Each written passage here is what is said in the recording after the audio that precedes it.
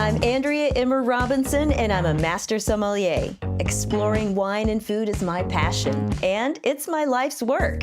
As a wine and food book author, TV host, trained chef, and educator, it's my privilege to share with you the fun, people, and places, and the delicious pairings that make our lives and our planet a better place. Welcome to Quench from my home in wine country. Hello, everybody. Welcome to Quench. Super excited to be here at our new season and our new home, the CIA at Copia, the Culinary Institute of America at Copia. We call it the CIA, so they meant chefs, not spies, although both have an important role in parts of life. And it's a great place for us to be in our new season.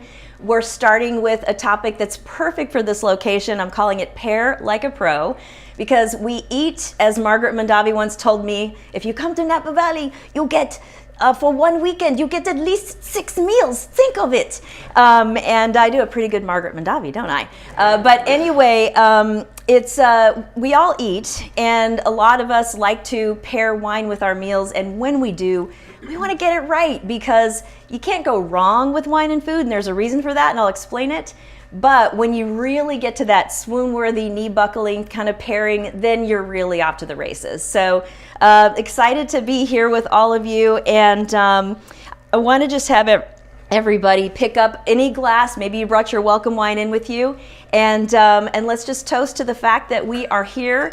And let me bring on my guest, Chef Robert Saladicki. Speaking of pairing like a pro, we've got, let's go to our double shot there. We've got our, he's a vintner in Napa Valley, but also a Michelin-starred chef. And speaking of the Winter Olympics, well, he was a competitor in and then the successful gold medal winning head coach of the Bocuse d'Or. And you can see the trophy that they took home in 2017. So Chef, welcome. And, cheers, thank you. Thank you. Thank you. Robert Saladicki, and we get to toast to the fact that we're at work. Some of you guys are here at leisure. This is our job. So not so bad, but anyway, great to have you all. And we're going to get started, but first of all, I do want to thank our welcome wine sponsor, Chandon, and it's a perfect wine for us to welcome you to Pair Like a Pro and to the CIA at Copia. And let's show the Chandon graphic if we can. Because what did they do? Well, right now you can get, this is me with fizz and fries, but right now at Chandon you can get fizz and fried chicken, which I think is pretty good. But let's go back to the kitchen here. What Chandon did when they came in 1973, and join me over here, is they brought, first of all, belief in the Napa Valley and the belief in the potential for sparkling wine, but they also brought fine dining. We did have the French Laundry, but it was the Don and Sally Schmidt version, and it was extraordinary. I understand, I wasn't old enough to drink and barely born at that point, but they brought the Étoile restaurant, and it was the first time that there was anything like that sort of classical dining here in the Napa Valley. Yeah, I remember dining there in the late 80s, and it blew my mind. It was exceptional. Yeah. And you're sitting in their dining room, and you can see the vineyards, and Yeah. you're drinking their wine with amazing food. It was the start of it all. And now we have this extraordinary, we're a world-class, fully acknowledged world-class wine destination, but also food destination. I mean, really on the map for that. Right here at Copia is where the secret sauce is made for the Bocuse d'Or Culinary Olympic team, because they train with you and y'all's coaching staff right upstairs, correct? Correct. Our training kitchen has been at Copia for 6 years now, maybe a little bit longer. So yeah, that's our secret sauce. There's no sign on the door. Nobody knows what's going on back there, but that's where we train for the big world competition. Which is extraordinary. So Team USA just got announced, and actually that head chef and his commis, his assistant chef, is from Press right here in the Napa Valley. And they will be competing in the Americas qualifying round in July. In July, New Orleans. And if we can place in the top five, then we'll go to Lyon. Yeah. I'm gonna say we've always won the Americas. Awesome. So we'll go ahead and get started pouring our first wine that we're going to taste and pair. But before we do that, I just wanted to talk about that. Part of why we're here is because this was originally founded as the Center for Wine, Food, and the Arts by Robert and Margaret Mondavi. So speaking also of bringing renown to the region, this beautiful place, Copia, and if you come here, you'll see their statues sitting on top of the building, toasting to the grandeur of your arrival and this great place. But it was such an early time for that vision to say, look, wine needs food. And so, of course, I'm sure they were thrilled when Chandon came in and brought fine dining, but they brought great chefs to the Napa Valley. And I want to just play a video for you. I'm working on a documentary called The Swirled Cup, and it's about, because this is the 50th anniversary year of the Paris tasting, it's about what that tasting spawned. Yes, there were 2 wines that won, and lots of attention to those. But what it did is it woke the world up to that terroir can exist in other places, and that food and wine can really come together. And that didn't happen without the vision of people like Robert Mondavi, and I believe his seat in this room was right there. So if it moves a little bit, it's probably Bob trying to edge you out, because I hear that the ghost of Robert Mondavi is in that seat on a regular basis, and the ghost of Julia Child's right here. But this is an interview with a great restaurateur, Danny Meyer, talking about how that vision came together. So let's just check it out real quick. I smile when I think about Robert Mondavi and Margaret talking about wine and food together, because when Union Square Cafe opened in 1985, and I was a 27-year-old budding restaurateur, Mondavi came to the restaurant. It was like almost Jesus Christ coming to visit. But I started imitating him, because all you heard him go was wine and food. Wine and food. And it was almost laughable, except that it was so damn true. And he was the one, along with Julia Child, as you know, who started the American Institute of Wine and Food. So there you go. It's there's so much more to these stories that I'm really excited about. But tonight we're going to talk about our power tools of food and wine pairing, because wine and food are meant for each other, and there's one thing in wine that makes food taste better, and that's acid. Right? If you think about what's in your refrigerator and your condiment section, they almost all have acid, right? Like, what do you got? Vinegar, lemon, Dijon mustard. Mm-hmm. And then we make our vinaigrettes, and we do these things that leverage that. The only other thing that really is, not the only other thing, but one of the big things that's a key part of that is salt. And then I'm going to say that the other power tools of pairing are earth and fat. Now, salt and fat primarily comes from the food. Some wines have that little bit of salinity to them, and actually one that we're going to taste does in fact have that. But the earth can come from the food or the wine, and of course the fat comes from the food, because we're not usually, having like globules of fat floating on top of the wine, although, once you get your sort of like chops on it, then it gets a little messy on the glass. But let's start with earth, and let's start with salt and fat, because there's a real, to me, magic fairy dust ingredient of the culinary larder if you love wine, and that's a shallot. So can you talk a little bit about why shallots are so cool and what's so important about them? So thank you. Yeah, this is a shallot. It's an onion, and but it's way better than a regular onion. It's way better. It's sweeter. It's not as pungent, and it is foundational in classic French culinary technique. It's almost in everything. It's in every sauce. It's in every vinaigrette. It's when you start reading proper classic French recipes, shallot. So it does bring earthiness. So let's get. Why don't we show people the thing you're going to do with a shallot almost every time, unless you're going to roast them in big in halves, is you're going to. Well, I would say mince it or chop it, but what do you call that? So we call that brunoise, and brunoise is a fancy French word for fine diced. Excellent. And so we're going to brunoise the shallot, and okay. then we'll just sweat it off, and that's going to bring out the earthiness of it. So the sweating is just really cooking in a pan with a little bit of fat. So we're bringing the fat in there, and then of course if you're I remember in French cooking school, when I showed up there at the French Culinary Institute in New York City, I did not have skills like that. I saw crates of shallots everywhere, and I had never cooked with one in my life, even though my whole, we should probably go on the double shot because I'm talking like a disembodied head. Sorry. I had never cooked with them, even though I'd been cooking since I was a little kid. And that's when I realized, the French have been pairing wine with food for a long time. And when the food and the wine traditions grow up together, they really do start to mesh quite a bit. So what I'd love everybody to do is we're pouring right now, and I think everyone has it, the Piper Heidsieck Brut Rosé, and I'm going to just do a special shout out toast. And let's actually have we looked at our audience yet? Have we given them a chance to wave? I'm going to do a special shout out toast because in the middle of the first row there is somebody who just had a great accomplishment in the world of wine that I'm not allowed to say, but everybody wave. This is our audience, and a special toast to Kim, and sometime in the next couple months we'll know what happened, and then we'll be able to know why we just toasted you, but I'm actually drinking on this one. Because when she told me, I got goosebumps under my toenails, and that's really fun, actually, just so you know.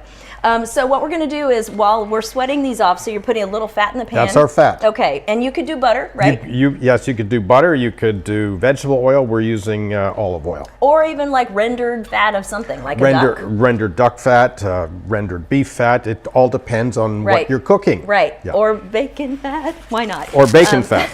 Yes. So and high heat, medium. Like, what do we do? So we're going to start it on medium high. We're going to sweat these for no color. Okay. So we don't want it sizzling crazy hot. We just want to really sweat them and bring out the earthiness. And this is what you have on your great pairing plate from Chef Chris Lemerand of the Grove Restaurant here at Copia, which, by the way, speaking of Michelin stars, he was part of a Michelin star team working for, was it at Qua that he was working at? At Qua, yeah. So we're kind of surrounded by culinary greatness and wine greatness. We'll get to some more of that in a little bit.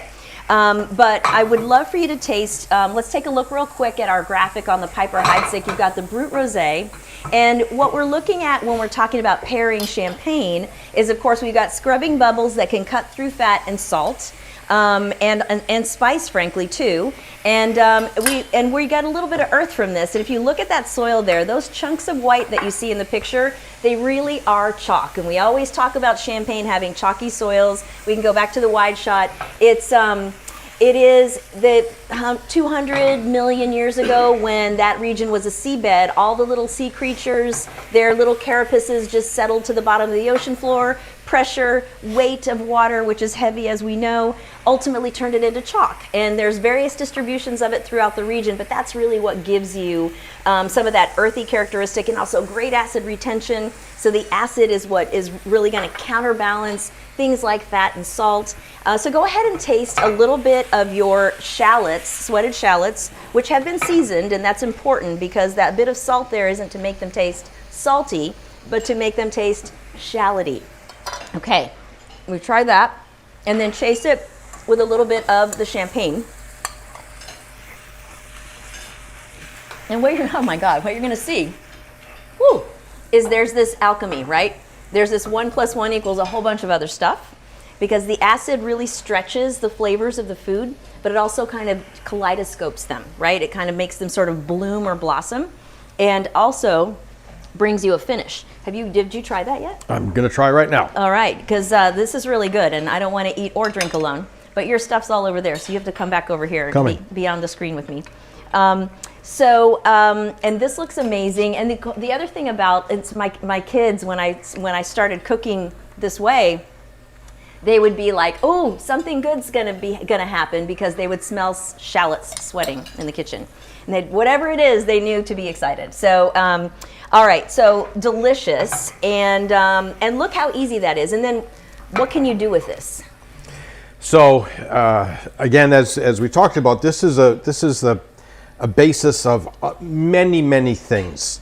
Something very simple, what we call a sous vide, which is like a white onion or white shallot puree. You can add a little bit of cream to this, and so a little more fat, which would even blossom the flavor more, right? And also add texture. And right? texture is huge when it comes to food and wine, correct? Very important. So we could turn that then into a soup. We can turn it into an amazing sauce, right? Which would go fantastic with fish.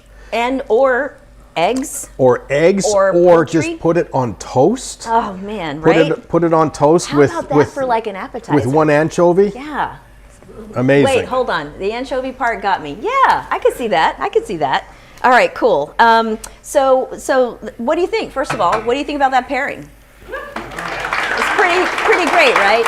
And this is not like a dish, right? This is the thing that marries the dish to the wine, right? So if it's a piece of poached fish or a piece of grilled poultry or whatever, you immediately have that flavor profile because of the earth and the salt and the fat that's marrying it to the wine and making your kitchen smell fantastic. And not that hard. And like in culinary school, if you didn't get the perfect brunoise, they'd come over and look at you and be like, no. But at home, it's okay to have kind of a rough chop. It's right? okay. Okay. It's okay. It all tastes good. Exactly. It all tastes you good. can't taste the size of it. So now what we're gonna do? So great pairing. We're gonna go on to our next wine. Wine number 2 is a wine that also I discovered as part of filming for this incredible. Well, I say incredible. It's really, really been inspiring to be creating this documentary. But I filmed in Virginia because 250 years ago, more than that, but certainly in the zone, we're at America 250 this year. Thomas Jefferson was trying really hard to get European wine grapes to grow successfully in Virginia. And there's a lot in common between France, where he had spent a lot of time, and the Atlantic coast. They share the same ocean, but on our Atlantic coast, it's warm and it's humid. Well, it is on their Atlantic coast as well, and it's a challenge, right? And so 250 years later, Virginia's really making it happen, and this is from Early Mountain. It's their Petite Manseng, and that is the grape variety. Its home region is the Jurançon region in southwest France. And what it brings to the party here is great acidity, like the Champagne, but also this punchy, fleshy stone fruit character, which to me then brings us into fresh vegetables and fresh vegetable preparations. And so what I remember doing in culinary school with this is also we would sweat shallots and then toss our freshly steamed or just blanched vegetables into that. And then boom, you had a green bean, and then now you have a green bean that's screaming gorgeous flavor. It brings vegetables to life. Right? It really does. And such a simple thing. So this is where I come into the idea of it's less about the center of the plate ingredient and more about the preparation or the process to prepare it in terms of matching it to the wine. So grab your Petite Manseng, and I'd love for everybody to try the Petite Manseng also with a little bit of the shallot, see what you think about that, what happens with that. And you can just sort of imagine that then you just pulled some amazing zucchini out of your garden. I've done this with tomatoes, so not even cooked vegetables, but I still throw the sweated shallots at them, and it suddenly becomes a wine, a dance with the wine.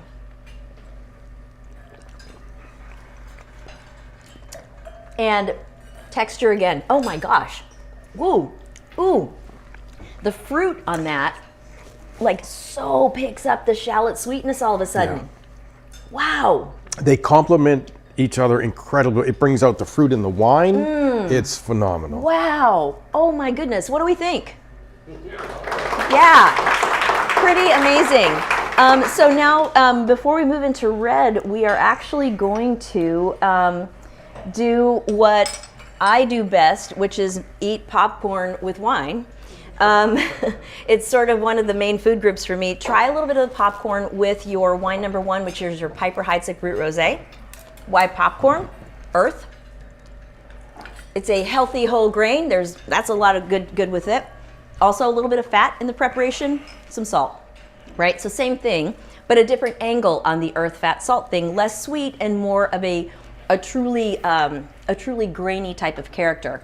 But to me, when there's nothing else in the house, I'm happy as long as it's like my earthquake emergency kit is popcorn and just kidding.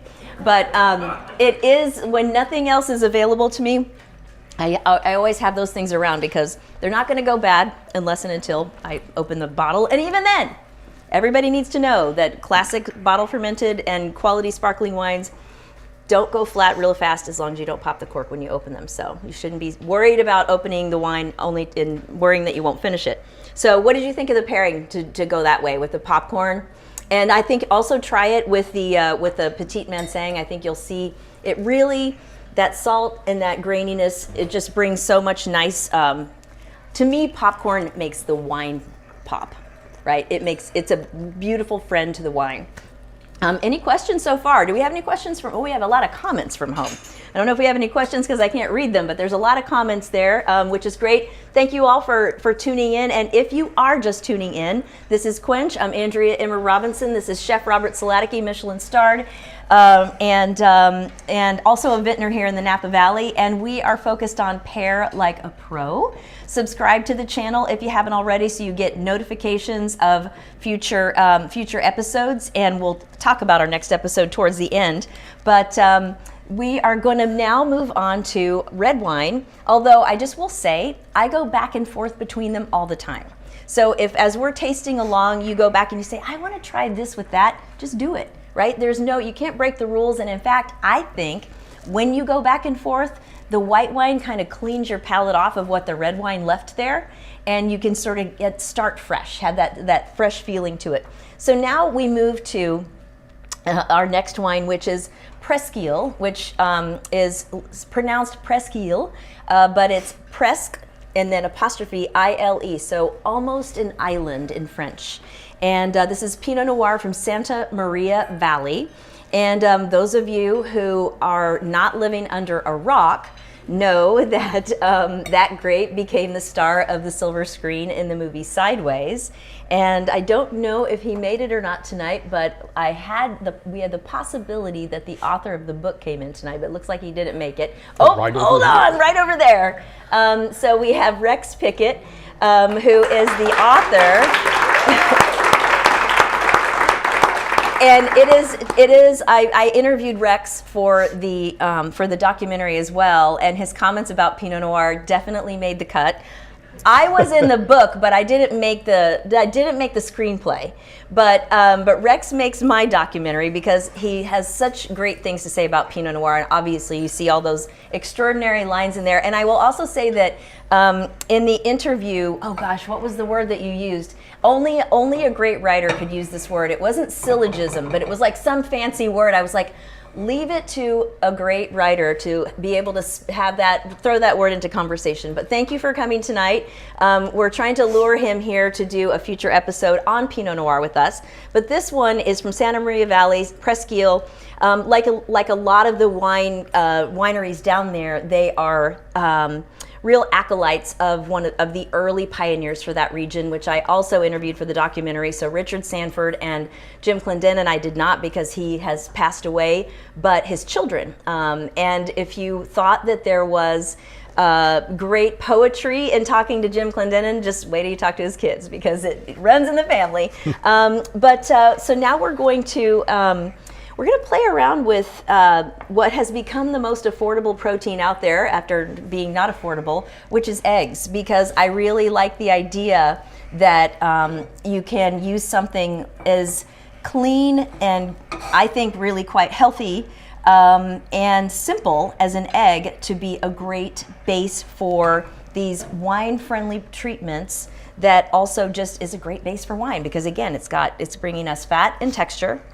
And then when we season it properly, it's bringing us, of course, some salt. And I think eggs have some nice earthiness to them, especially if you're lucky enough to get them straight from the coop. So Robert is going to demonstrate how to make a proper French omelet while we talk about this wine and do a little bit of pairing with that.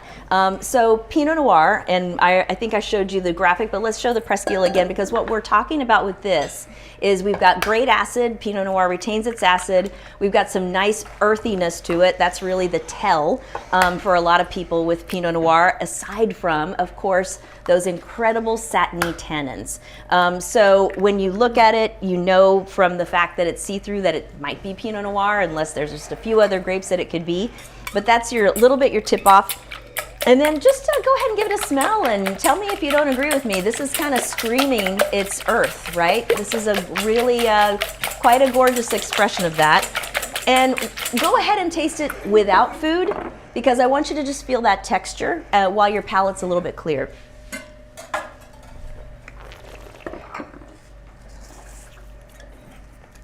So the first thing you did was whisk up. How many eggs are you typically doing? 3. We do a 3-egg omelet. Classic 3-egg omelet. Yep.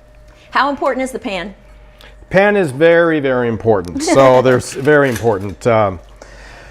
I'll use 2 different types of pans. This is a non-stick pan from Heston.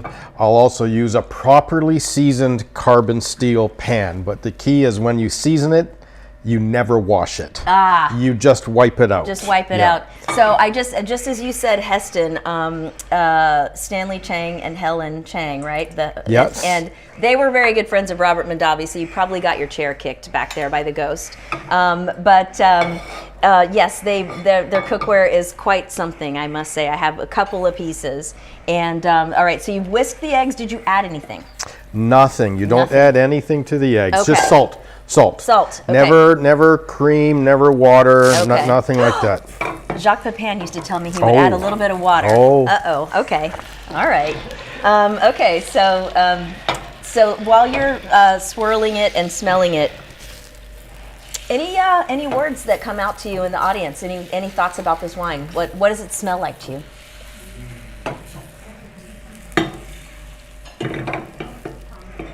Some pomegranate, like it? Nice. Getting almost like a little bit of roasted beet or something like that. It's definitely very earthy, or like some kind of root vegetable thing going on with that. And then when you taste it, of course, it has a satin tannin, so that's fantastic. Now you are really working this over here, and right at the moment you don't even have it on the heat. What's up with that? So a proper French omelet should have no color.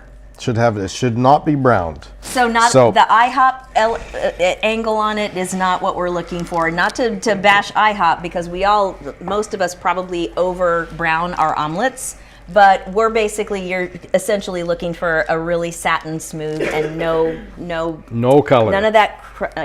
Got you. And so to accomplish that, you pull it off the heat. It's all about heat management. Right. Back and forth. You want to start it off on medium-high heat so that it starts to set. And then, as you saw, I was just pulling the eggs into the center and tilting the pan to run the raw eggs out to the outside of the pan and cook it. And now it's done. So now we're actually going to shimmy it to the front of the pan, and we're going to start to fold it inward. Beautiful. We're going to start to fold it inward like this, and then we're going to fold it onto the plate.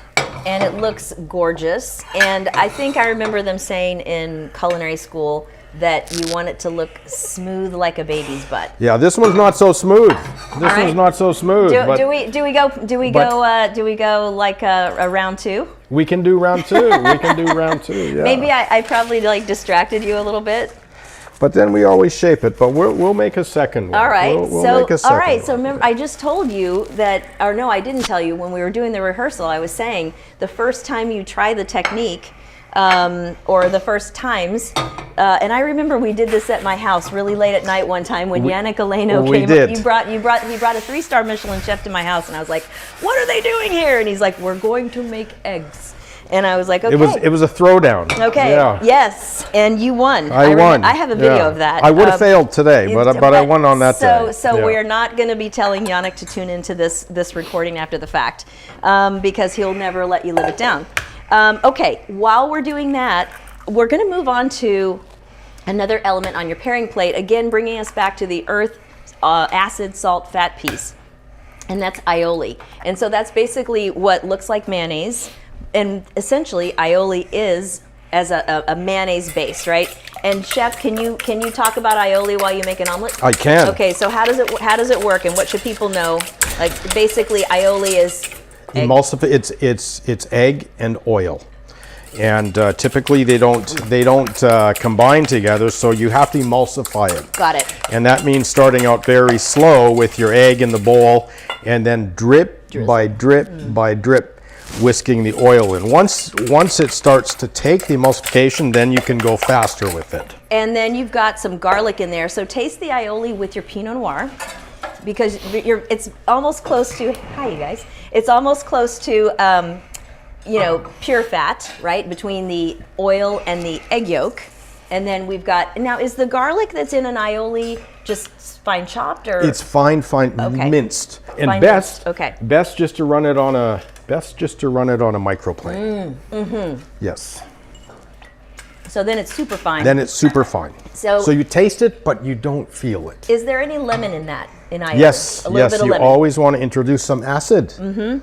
So really beautiful match, right? With the earth, and you can begin to picture in your head, and going back to the idea of what we talked about before, that it's not the center of the plate protein or even the vegetable, it's how you handle it or don't, right? And in this case, I would dip fresh vegetables in this like a dip, and I would, you know, have fresh cruciferous vegetables, aioli with lots of healthy fat, great red wine, and it's a doctor's note on the plate, right?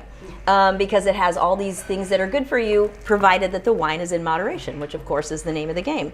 So what I'd love for you to do now, though, is you've got, and I don't know which is which, I can sort of tell by looking, but you can definitely tell by smelling. You've got some chopped thyme and some chopped rosemary.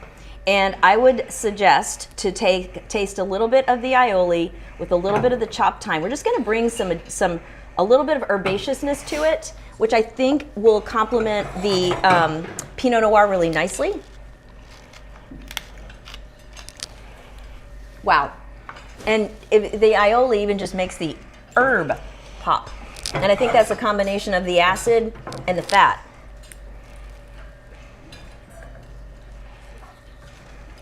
And those of you who are at home, I hope you at least have a glass of wine and maybe a bit of cheese, or you're probably going to go into the kitchen and make some scrambled eggs right now. But as you can see, this doesn't have to get really fancy. Maybe you've got some microwave popcorn that you could pop really quickly, or you got your air popper or your good old-fashioned oil popper, but popcorn and wine as well. This is another one where I would love for you to try the popcorn, but this time go ahead and add some of the herbs to that. And taste that with the Pinot Noir as well. And I think you're going to see, again, we're getting salt, fat, earthy character, really popping the fresh herb flavor so nicely.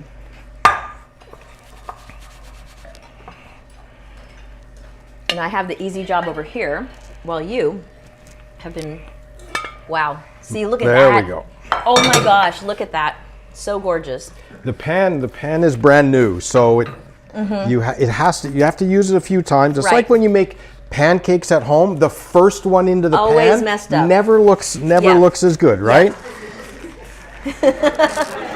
Okay, the audience is having the pancake frustration of all of us. Yes, it's so true. And then the dog's like, yes, I'll take it, right? You know, so. And we're going to put more fat, a little bit of butter on top to glaze that omelet. Yes, we are. Excellent. And then a little bit of fleur de sel on top. Okay. And so now just think about it. Any number of things that you can do with this and send it in the direction that you want your wine to go. So if you want to put some fresh green herbs, and if they're really sappy herbs like rosemary and thyme, I'm going to go red wine all day, every day. But if it's dill or chives, I'm going to go Sauvignon Blanc or some other white wine, right? So again, it's the little tiniest touches that will really make the difference with the wine. Let's jump into the Cabernet Sauvignon.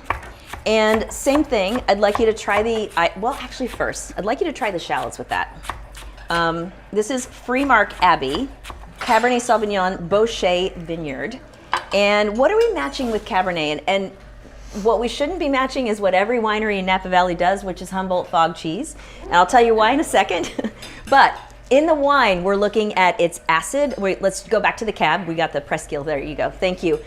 We've got the incredible acid. And for those of you in the audience, and there are some who are experts in blind tasting, I see at least 3 people who are either masters of wine or already are in my book and will be soon.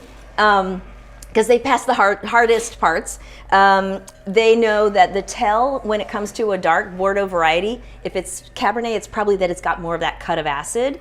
When it's a Cabernet like this one coming from Rutherford, you're getting some of that extra earth quality to it. And then we'll go back to the shot, and it's really also, it's at that point texture. You got body, right? And everybody always says red wine with red meat. It's not the color of the meat or the color of the wine, it's the body of the wine and the body of the dish. This is plenty full-bodied for a Cabernet Sauvignon, right? So texture on Cabernet as well because of the tannins. When you are thinking about, like, I know that you love a good piece of great meat, right? But you make Cabernet, so like, Yes. are you okay with me doing this? Absolutely, because it's rich, it's full-bodied. We've got the salt on there. One of the most interesting food and wine pairings I ever had was a steak, a nicely grilled steak with a sauterne. Oh my gosh! And they adjusted the seasoning on the steak with acid to bring it into balance with the sauterne. I'm like, no, never gonna work. It blew my mind. That's amazing. And I know you love your dessert wine, so you were probably very happy about that. I loved it. I just tasted the omelet. I'm very sorry that we're not making 40 omelets out there. It's so good. So, Cabernet with aioli, what did you think? Now throw the herbs at it, either with the aioli or with the popcorn, whatever, or with the shallots. Throw the herbs at it, and you'll see that it will bring out even more of that sort of complexity, the detail of Cabernet, because a lot of times we talk about Cabernet as being a little bit of a blunt instrument, but when we get air on it, and when we throw the right food, like little details of food flavors, like those aromatic herbs, and then we match the texture, we do pretty well. Yeah. That story though of the sauterne, like I think we have a homework assignment, don't we? We all have a homework assignment that our next great steak. All right, is everybody down for this? Yeah. Right? I mean, what a concept. But that's why this is so cool, is that we never know everything. And the only way we're going to know more is to try more. And oh no, darn, right? So that, so fun. Before we leave the Cabernet Sauvignon, I would like us to try it with the popcorn as well with the herbs if you haven't done so already. Chef, have you tried this? I haven't. Okay.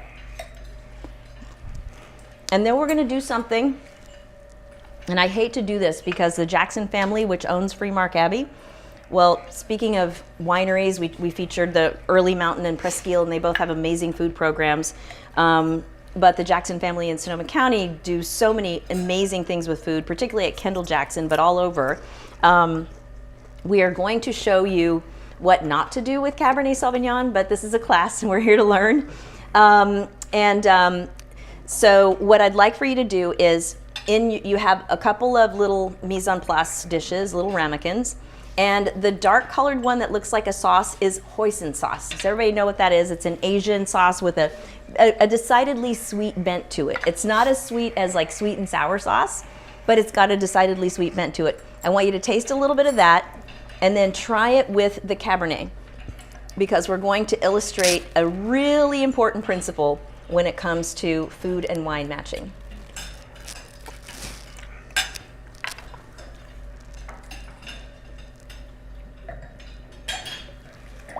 And if you've got this at home, if you've got a dry red wine, it especially works really well with something like a Chianti Classico, because those are so dry and so high in acid. Taste it with some sweet condiment in your refrigerator, and you'll see what happens. When you have a sweet dish with a super dry wine, it basically pulls the fruit out of the wine and makes the wine taste really out of balance. So, but there's an exception to that when the sweetness is itself balanced. And I think that's what you discovered with the steak pairing, because you had the salt, you had the acid adjustment, and then you had that beautiful beefy undertone. And when you think, I didn't even think about this, but Sauterne also has that sort of mushroomy kind of thing that comes from the botrytis mold. Yes. Which if you had an aged steak, just think how those would dance together. Oh my gosh, we might have to do a whole episode on Sauterne and steak, except that would be complicated. But wow, so everybody see what I mean about that? So the rule here is, and it's a really easy one, but you do have to think about it a little bit. The wine needs to be at least, sorry, other way around. The dish needs to be at least as sweet as the wine. The dish needs to be at least as sweet as the wine. If they are not in balance with each other, then the wine is going to taste out of balance because the dish's sugariness will make the fruit basically disappear. And you'll have the edges, you'll have the tannin if it's a red wine, and you'll have acid tasting out of balance. And so why do I say that? Because we all love sweet stuff. We eat barbecue sauce, right? That's super sweet. We eat a lot of Asian fare that has a sweet dipping sauce or whatever have you. So there's a lot of delicious food and wine matches that you can do with things like that, but you have to think about it that way. In classic French cooking, other than duck à l'orange, there's not that much. Let's think about this. What do the French do? They, after amour, it's food and wine, right? And they make their food to go with their wines. Is there any other classic French dish that has a lot of sugariness to it? Maybe the soubise can have some sweetness? Yeah, soubise. I mean, it's onion. We spoke about that. Yeah. If you really cook the onion down, it brings out the sugariness. There are some. I mean, I'm going down a rabbit hole here of classic French cuisine. There's a sauce called sauce Grand Veneur, and it's typically it's typically served with game, and it's which is a good idea. It's a demi glace based sauce, Right. finished with like red currant or black currant jelly, Right. bringing sweetness. It always has some peppercorns in it. So that is a sweet sauce you'll find with game, just like the duck. The sweet goes well with that game type of meat. No, it's true. I remember being a sommelier at Windows on the World, and the chef would be like, "Okay, here's our new duck dish, and it's got a cherry sauce or whatever," and I'd be like, "Oh, it's gonna be sweet," because I would be like, "Chef, let me bring the cherry to the table in the form of wine. If we have a sweet sauce, then it's going to clash with the wine." So we always had to play that balancing act and make sure that the sauces weren't so sweet that they would make wine taste, out of balance and kind of almost icky. So we got that out of our system. And so before we move on from the Cabernet Sauvignon, I'm going to make the exception. You have some chocolate, and this is not just any chocolate, and you can't do this with a lot of chocolate. Successfully. But this is Lindt Excellence, and every time I tell people about it, then I always have to say, they didn't ask me to tell people. A long time ago, a chef told me this is the chocolate for dry red wine, because its texture, even when it's a bittersweet level, and this is 90% cacao, is still really creamy. And as long as I've got a creamy texture and a not sweet chocolate, so a bitter chocolate, it's going to go beautifully with Napa Valley Cabernet. This one really spreads across the palate and matches very nicely that velvety texture. And then it's not so sweet that it pulls the fruit out. So it gives you that, to me, flourless chocolate cake with some kind of berry reduction, but way less sugary and way less way less fatty and fattening. So what do you think? Great. Right?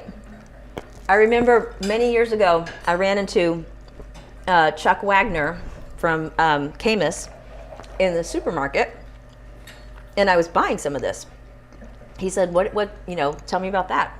And I said, "Oh, Chuck, this is really, really great with Napa Cab." He's like, "Really?" I said, "Yeah." So he bought some, and the next time I saw him, he was so happy.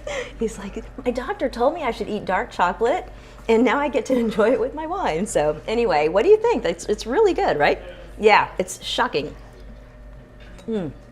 So tasty. Okay, so far so good.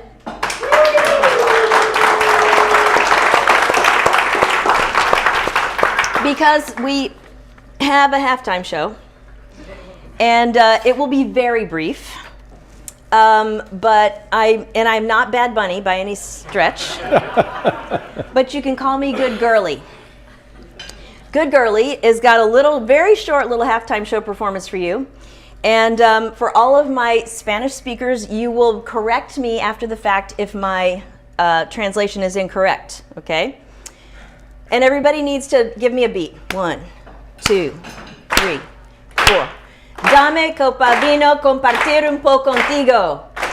That means, give me a glass of wine, I'll share a little with you, okay? Come vino con comida, lleva buena a la vida, eh? And that was, drink wine with your food. It will bring good things to life. Okay. Good Girly. All right, there you go. Okay, so just figured we needed a little halftime entertainment there, and I will not be quitting my day job. Absolutely not. Okay, so now we're going to stick with the theme of contrast, and let's just go back to the basics, because we are talking about red wine with red meat, white wine with fish and white meat, and people have been taught that for years. And my theory on that is, again, it's the body of the dish and the body of the wine is what you're talking about there, as opposed to the color of the protein and the color of the wine. Because red wine is generally heavier. Red meat is generally heavier than fish and white meat. That's what that rule is. So if you've got a heavier fish dish, or if you've gussied up your scallops with some bacon, you can probably go red, right? Isn't that basically? Absolutely, for sure. One of my favorite things to cook when I'm doing fish, or how to prepare it and what to serve with it, is a piece of roasted fish. Could be halibut, could be salmon, but nice caramelization in the pan, and serve it with a meat sauce. Yes. So serve a piece of roasted halibut with a red wine veal sauce, or a piece of salmon with a meat sauce. It sounds a little crazy, but it's delicious. Then you bring in the red wine. Loving it. Now, is it Daniel Boulud that had the bass with the potatoes on the outside, so it was like fish scales? Yes. Yeah, and that had a red wine sauce to it too. So, and he's French. What does he know about food or wine? Just kidding. A lot. That's absolutely perfect. So, again, it's the prep, not the protein, or sometimes the process, not the protein. And I want to get to that. And when I say protein, I should really mean the main ingredient. But process matters too sometimes, because maybe if it's smoked, that's going to affect the pairing, or if it's pickled, that's going to affect the pairing. Yeah, or if it's a piece of protein, a piece of meat, like if we talk about a veal shank, or there's a classic dish called blanquette de veau, which is I hated making that in school, but it's delicious. which is essentially it's veal that's simmered with vegetables in a cream sauce. So you can go to a white wine with that, but you could take that same protein and go to a red wine if you prepare it differently. Right. So it's the process there. Yeah, and so that's just really something to think about, because then you can just have fun with it, and you can also kind of buy what's on sale, right? In terms of whether it's the vegetable or a piece of bread.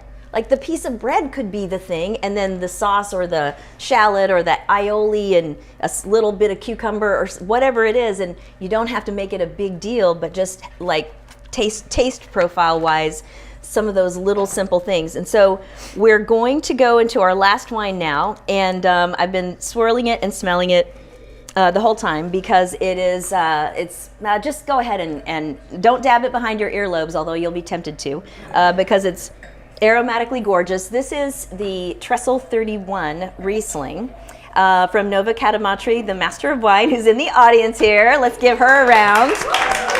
And her husband, Brian. This is their family's project in the Finger Lakes region. We all know that sommeliers geek out over Riesling because it has such extraordinary acid, but so much more.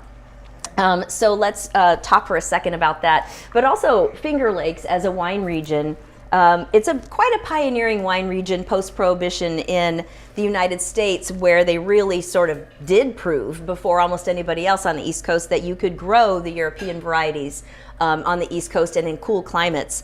And Riesling, of course, then is one of their signatures, but they're also becoming quite well known for Cabernet Franc, and Nova makes one of those as well, which is quite something. These are beautifully aromatic style. They're Bordeaux variety, the Cabernet Franc, but there's this extra layer of aromatics that I think makes them quite special for food. I don't know if you're a Cabernet Franc fan or drinker of them, but they're really fun. They're incredibly fun. I love Cabernet Franc, and it's a great wine to play with food pairing because of those attributes. Yeah, those herbaceous kind of elements to it. So this is her demi-sec Riesling, and this is I believe it's the 2022. So it has a little bit of bottle age on it. That's the other thing about Riesling, high quality Riesling, that most people don't know, is that it gets better and better and better and better with age. And I don't know, Nova, how far do you go back and have you had a 7 or 8 year old one of your wines? Yes.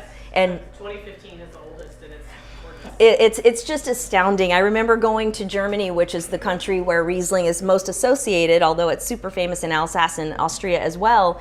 And I visited Manfred Prum from J.J. Prum, and it was many years ago when I left Wall Street to go learn about wine.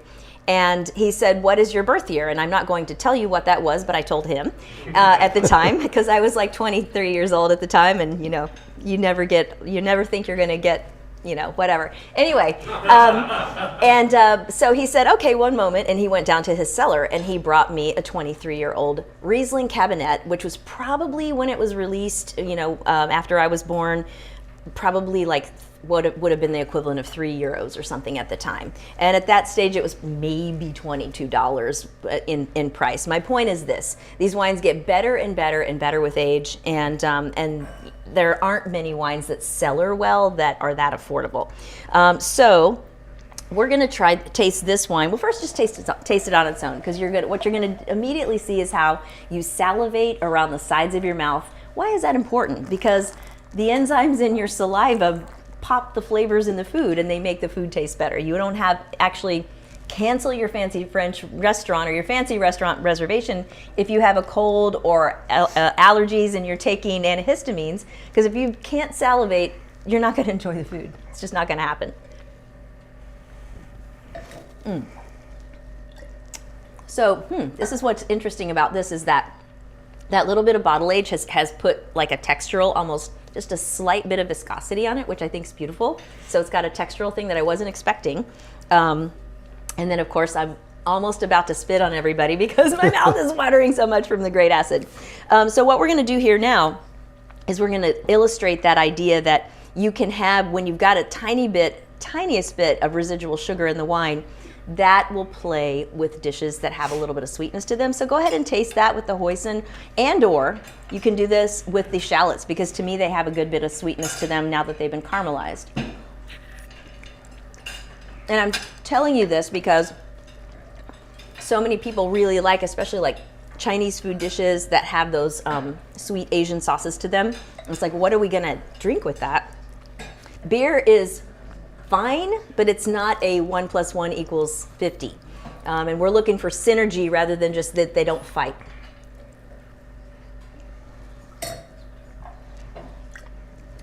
And that's interesting.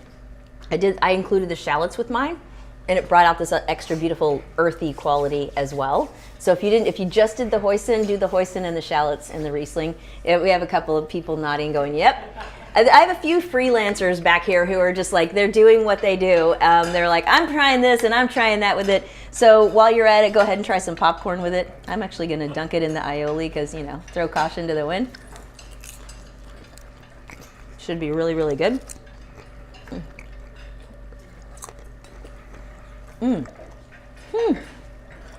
Wow. So, that's beautiful. Oh my gosh. The aioli with the popcorn, with the Riesling, it's really, really good, because it totally toned down the garlic and made the garlic just a nice accent point. whereas before it was maybe a little bit like, ooh, that's garlic screaming at me. Really toned it down nicely. But then also what you're left with, because to me, the fat and the acid both make the flavor just go and go and go.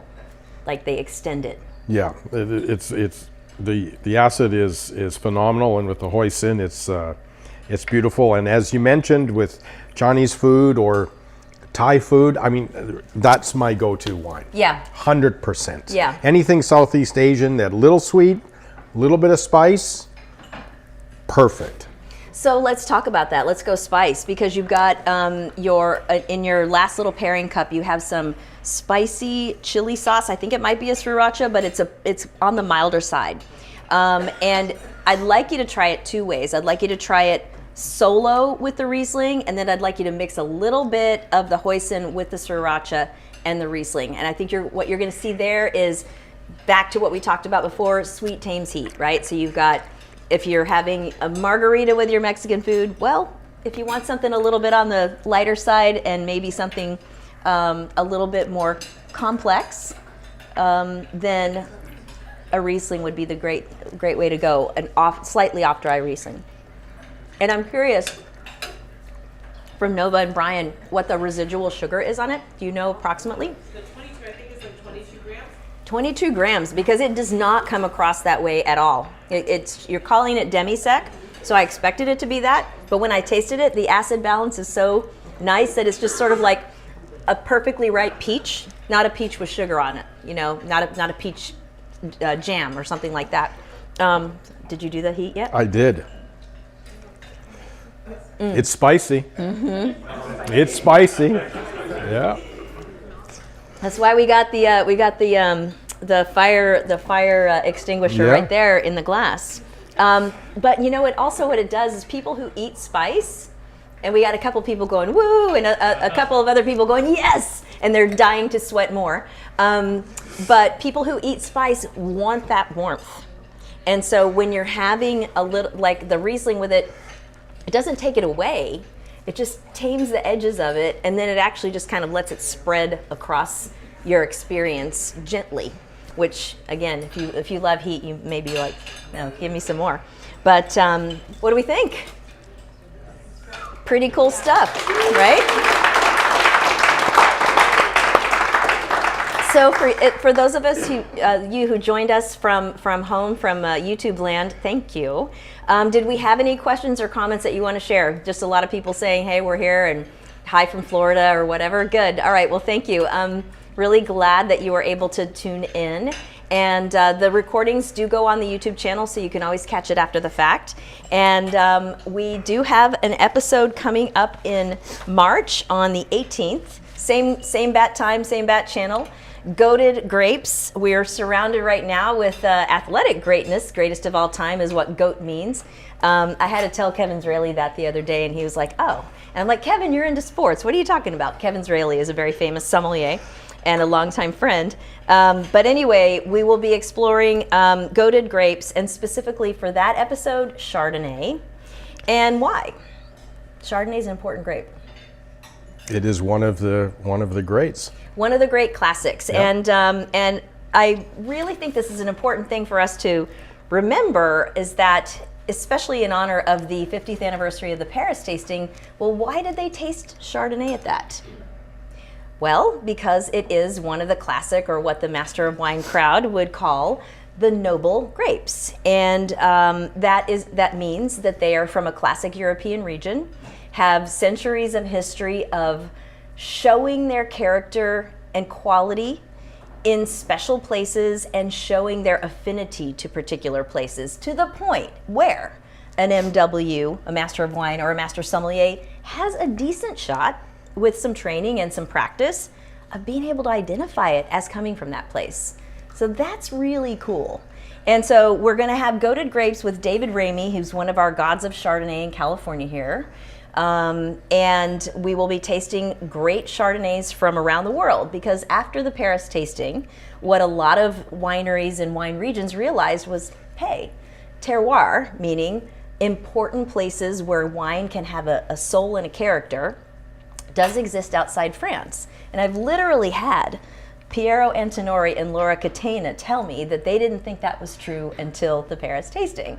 And then they thought, geez, if California can do it, then we can too. Yeah, it's amazing. It's quite amazing. Yeah. And most people don't know, but they weren't even going to taste them against the French wines. That was not the plan. It was just to be a bicentennial tasting of upstart California wines. And at the last minute, they decided to add a couple of the French benchmarks because they didn't want the French tasters to not be oriented to what was a quality wine in the lineup, thinking, well, they would probably not be expecting a lot of the California wines. There were no losers that day, but there was the winner was the world of wine and the world of terroir and its potential. So that's a little bit what the documentary is about. So our Goated Grapes series will be about Chardonnay in March, Cabernet Sauvignon in April. We are hoping at some point to get to do Goated Grapes Pinot Noir with Rex in the future, but that's where we're going with our next episode. So thank you all for joining us in person here at Copia. Thank you to the CIA at Copia. Thank you to Robert, Chef Robert Saladicki, Michelin star.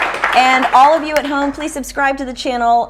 Please come visit us in the Napa Valley. You know we love to love up on y'all like nobody's business. Nobody does it better. We will take good care of you, and you can come right here to Copia, and you can come all up and down the valley and see us and grace us with your presence. Thank you to the ghost of Julia Child. She used to stand right here. And thank you to the ghost of Robert and Margaret Mondavi, without whom I don't think, actually, really quick, we're past our time, but your story about Robert and Margaret Mondavi and appreciating great culinary talent. So yeah, very, very quickly, I'm Canadian originally. I'm a dual citizen, and when we moved yes, when we moved talk about the Olympics, I don't know who's going to a boat. It's a boat. I don't know who's going to win the hockey, but we'll see. So Robert and Margaret Mondavi, they had the Culinary Award of Excellence, and so at that time I was working in Vancouver, Canada, and so I was the only chef ever outside the United States that they gave that award to, and they were instrumental in bringing myself and my wife Barbara to the Napa Valley. Wow. Well, we're so lucky, so lucky. And everyone, and so many people in this room have a story about them and about the wonderful wines of Chandon. We've all had our experiences. I'm a huge fan of Piper Heidsieck because the wines are fantastic. It's also a certified B Corp, which means basically playing by, do the right thing and make a great wine. Really grateful to Presqu'île. They did a yeoman's effort for me in the documentary filming. We did a really cool kind of concert scene there. And Freemark Abbey was the only Napa Valley, or only winery from California that had both a white and a red in the tasting. Woman winemaker at the very beginning and to this day. Of course, Ted Edwards in between, but Christy Melton's bringing the charge forward. And then, of course, we have our fantastic Trestle 31 and the Catamatris in the audience, and Nova in particular has been a very close personal friend through my failed journey at the Master of Wine, but nevertheless, not because of her, because of me. But it takes a real village for all of us to support each other in this industry, and I'm two-fisted at this point. So we will now say goodbye to you all at home, and thank you again, everybody, Robert, all of you for coming. We hope to see you again soon. Cheers.